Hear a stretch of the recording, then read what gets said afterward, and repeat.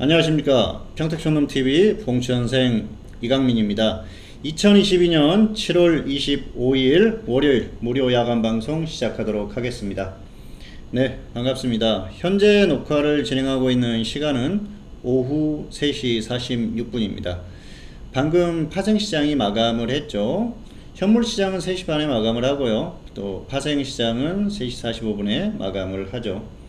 파생을 안 하시는 분들은 사실 뭐 큰 관심이 없으실 거예요. 그런데 또 주식 투자를 하다 보면은 파생 시장도 볼 수밖에 없죠.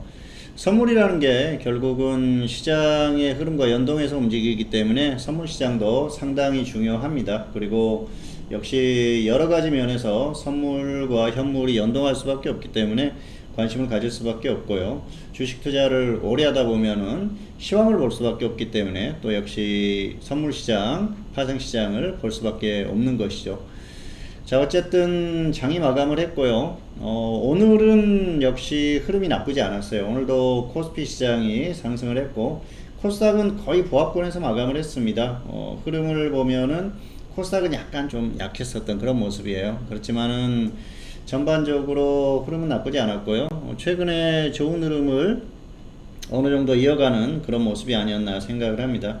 오늘은 또 여러 가지 긍정적인 부분도 있었고요. 다만 조금 아쉬웠던 부분도 있었는데 시장을 전반적으로 봤을 때는 나쁘지 않았었다, 괜찮았었다, 그런 판단을 했습니다. 자, 현재 화면은 주식회사 평택촌놈 홈페이지가 나오고 있습니다. 지금 보시면은 계속해서 화면이 넘어가고 있죠. 상품에 대한 그런 안내를 보실 수가 있는데요. 들어와서 보시면은 다양한 그런 정보를 보실 수가 있습니다. 그리고 무료 투자 전략이라든지 이런 쪽에 들어와 가지고 무료 투자 전략도 보실 수가 있고요. 또 봉수선생 전문가에게 물어보세요 하면 궁금하신 점 있으시면 여기에 질문하시면은 녹화 때 답변을 해드리고요. 평일 같은 경우에는 월요일을 제외하고는 또 특징주를 녹음하면서도 알려드릴 수가 있으니까 궁금하신 점 있으시면은 항상 질문하시면 될 것 같습니다. 그리고 트위터 들어오시면은 평택촌놈 정호영 대표님 트위터에 주식 관련 정보가 계속 나가고 있으니까요. 이쪽에 들어오셔가지고 또 내용들을 확인해 보셔도 될 것 같아요. 계속해서 트위터로 정보를 전달해 드리니까 활용을 하시면은 좋을 것 같습니다. 자, 그리고 또 자유 게시판이라든지 이런 쪽에 오시면은 또 다양한 최근에는 또 가입 인사 이벤트가 있었고요. 어쨌든 자유롭게 글을 작성하실 수가 있습니다.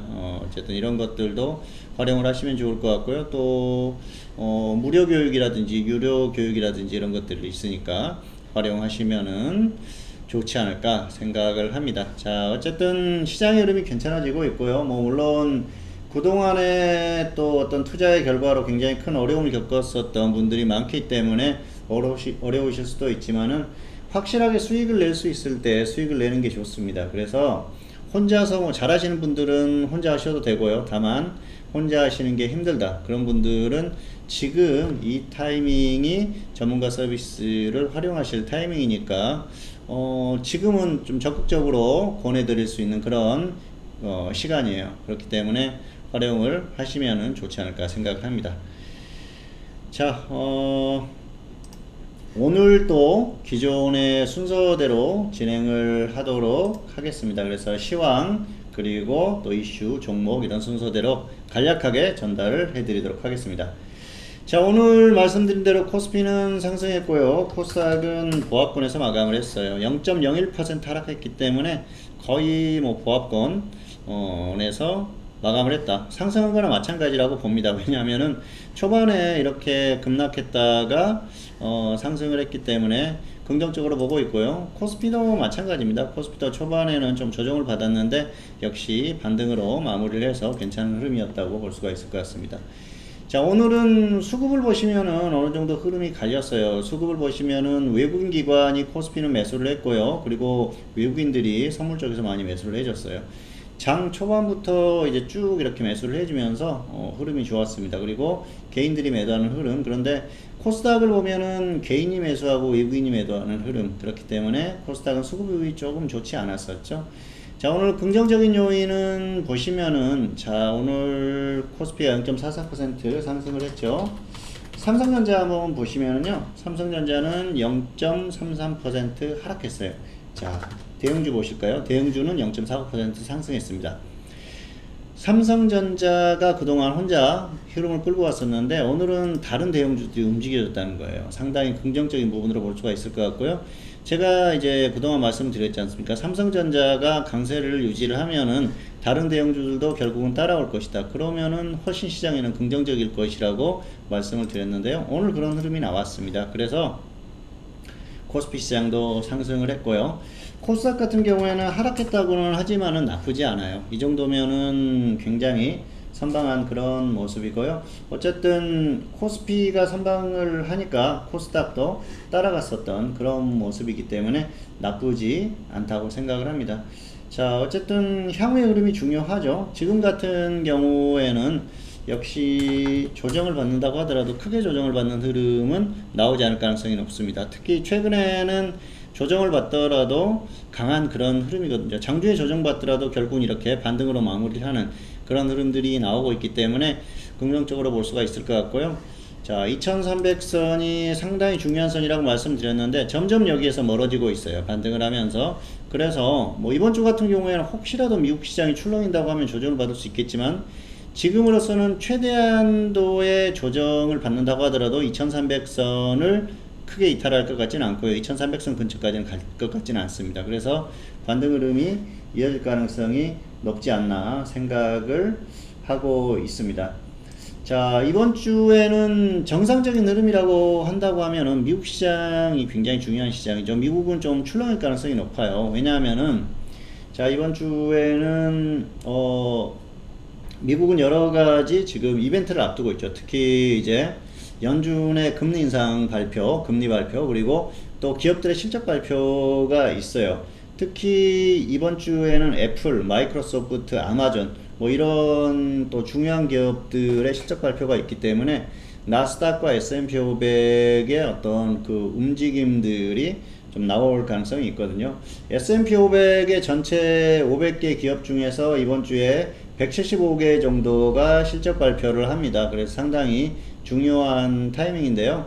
최근 실적 발표를 했었던 기업들이 거의 실적이 나쁘지 않았어요. 어느 정도 좀 시장의 기대치를 웃도는 그런 흐름을 보였기 때문에 특별히 나쁠 것 같지는 않지만은 정상적이라고 하면은 이번 주에는 어떤 그 시장의 심리 상태로 봤을 때는 약간 좀 출렁이는 흐름이 나올 수 있어요. 그래서 자, 이게 시장이 엄청나게 출렁이면서 이 저점 부분을 뭐 위협한다, 갑자기 출렁이면서 이렇게 쫙 내려온다, 이 정도 흐름만 아니면은 나스닥이 3% 이상 하락한다거나 그 정도 흐름만 아니라고 하면은 일봉상 역시 뭐 2% 안에서만 움직여줘도 한국 시장에는 크게 영향이 없을 가능성이 크고요. 실제로도 그럴 가능성이 크지 않나. 그래서 이번 주에 연준의 금리라든지 실적 발표 이런 것들은 시장에 그렇게 아주 큰, 특히 한국 시장에 영향을 미칠 가능성은 떨어진다, 그렇게 보고 있습니다. 그래서 크게 걱정할 필요는 없을 것 같고요. 이번 주가 끝났을 경우에는 최소한 지난주 금요일이었었죠. 2393. 자, 이 라인의 위에서는 마감이 되지 않을까 생각을 합니다. 그렇게 봤을 때는 나쁘지 않다는 것이죠. 최소한 횡보 아니면 소폭 상승 정도는 가능하기 때문에 크게 걱정할 필요는 없을 것 같습니다. 자, 어쨌든 현재 시장은 여러 가지 흐름으로 봤을 때는 나올 수 있는 초대형 악재는 다 나왔다고 생각을 합니다.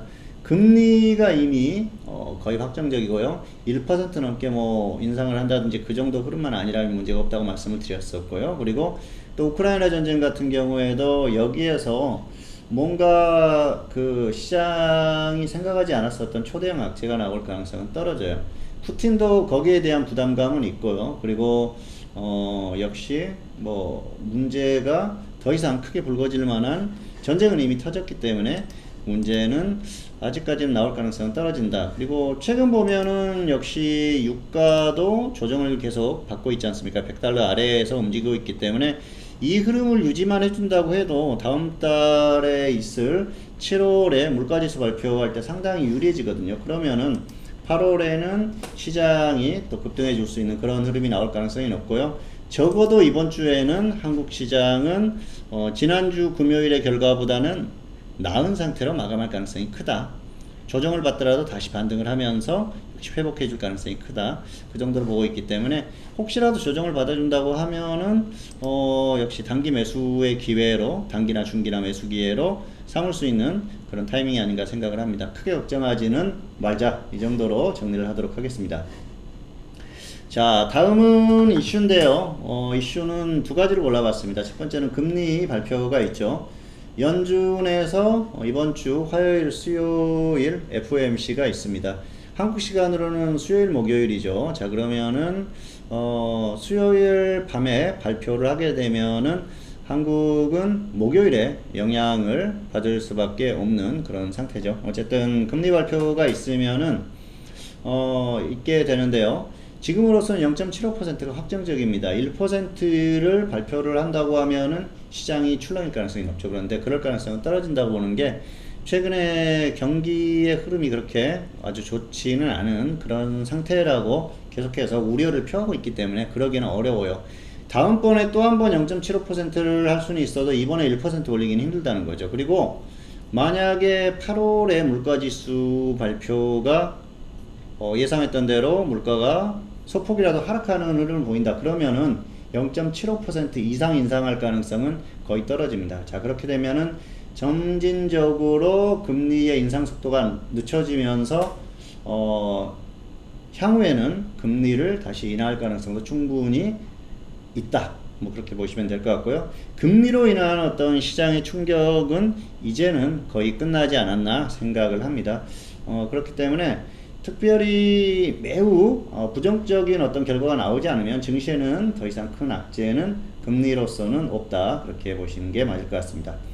자, 두 번째 이슈는 우크라이나 전쟁인데요. 이건 최근에 보면은 곡물 수출에 대한 합의를 했다가 러시아에서 우크라이나 항을 공격을 했지 않습니까? 그래서 러시아에서는 군사시설을 타격했다. 그렇게 얘기를 하는데 말도 안 되는 얘기죠. 말도 안 되는 얘기인데 푸틴은 그런 사람입니다.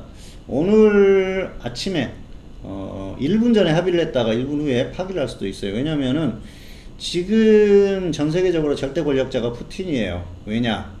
일단은 자, 두 가지 중요한 무기를 가지고 있죠. 핵무기가 아닙니다. 곡물, 그리고 석유, 에너지, 천연가스. 자, 이쪽인데요. 특히 천연가스는 지금 유럽은 굉장히 공포에 쌓여 있어요. 지금 푸틴이 맘만 먹으면 올겨울에 유럽에서 얼어 죽는 사람들이 속출할 가능성이 상당히 큽니다. 그래서 굳이 무기를 쓰지 않더라도 지금 유럽은 유럽의 인구를 엄청나게 줄일 수 있는 사람이 푸틴이에요. 그렇기 때문에 유럽은 더 이상 러시아를 압박할 수가 없습니다. 계속 압박하다가는 자신들이 죽어요. 러시아 푸틴 입장에서는 특별히 다른 나라에게 어떤 무기를 쓰거나 해를 입히지 않고도 충분히 더 큰 해를 입힐 수 있는 무기를 가지고 있는 상태이기 때문에 유럽은 상당히 불안한 그런 상태입니다. 자, 그래서 이 우크라이나 전쟁은 물밑에서 접촉이 계속 이루어질 가능성이 상당히 커요. 우크라이나와 러시아가 일단 물밑 접촉을 하겠죠. 그런데 실질적으로는 다른 그 서방 국가들, 미국이라든지 이런 쪽과 그 러시아가 접촉을 하겠죠. 자, 그런데 우크라이나의 현 대통령이 전쟁이 끝나는 게 썩 이렇게 달갑지는 않습니다. 왜냐? 지지율이 바닥이기 때문입니다. 지지율이 바닥인 상태에서 전쟁이 나서 이 지지율에 대한 것들 문제가 불거지지 않고 있는데 전쟁이 끝나면은 다시 또 이런 문제가 불거지거든요. 그러면은 뭔가 젤렌스키 입장에서는 안전장치를 마련하려고 할 가능성이 상당히 크죠. 결국은 이 사람이 어떤 마음을 먹느냐, 그리고 지금 이제 한간에는 빼돌린 재산이 엄청나다, 비리가 엄청나다, 그런 얘기들이 있는데요. 그런 것들에 대한 안전장치를 마련을 하겠죠. 미국으로 도망갈 수도 있을 것 같아요. 이 젤렌스키라는 사람은 본인을 보여준다고만 하면은 러시아로 도망갈 수도 있는 사람이라는 생각이 듭니다. 자, 어쨌든 이 우크라이나 전쟁은 향후에는 시장의 호재로 작용할 가능성이 큽니다. 전쟁이 끝난다, 이 시그널만 준다고 하더라도 시장이 엄청난 호재가 될 수가 있겠죠. 그래서 더 이상 큰 악재로 작용할 가능성은 떨어지지 않나 이렇게 보고 있습니다. 자, 오늘 이슈까지 살펴봤고요. 빨리빨리 진행을 하도록 하겠습니다. 자, 이번에는 기존 추천주들을 한번 살펴보도록 할까요?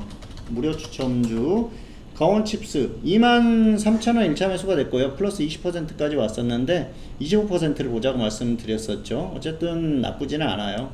뭐 23,000원, 22,000원 분할 매수였는데 손절 마이너스 10%, 25% 이상 충분히 앞으로도 볼 수 있지 않나. 뭐 적당히 매도를 했다고 하면은 그것도 좋은 선택이고요.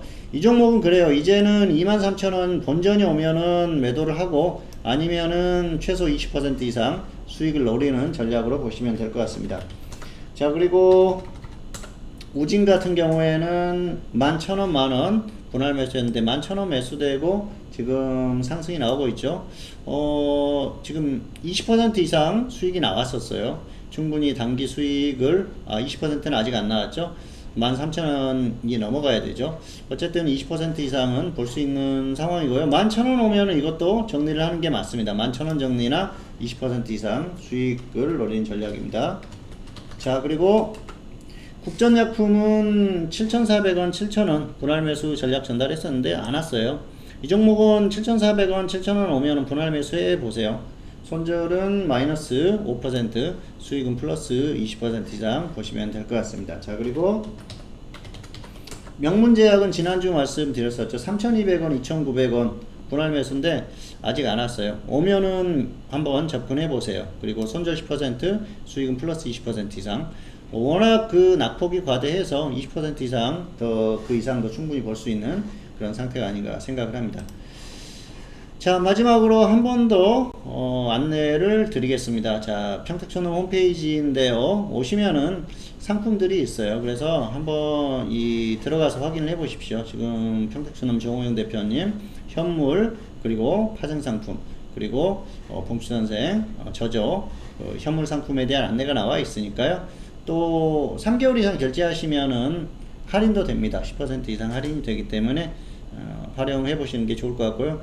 자, 지금부터 딱 3개월에서 6개월 정도만 활용을 해 보셔도 충분히 좋은 결과를 가져갈 수 있는 아주 적절한 타이밍이니까 반드시 좀 혼자서 하시다가 어려움을 겪으셨던 분들, 지금도 어떻게 해야 될지 어렵다 그러신 분들은 꼭 활용을 하셔가지고 좋은 결과 있기를 바라겠습니다.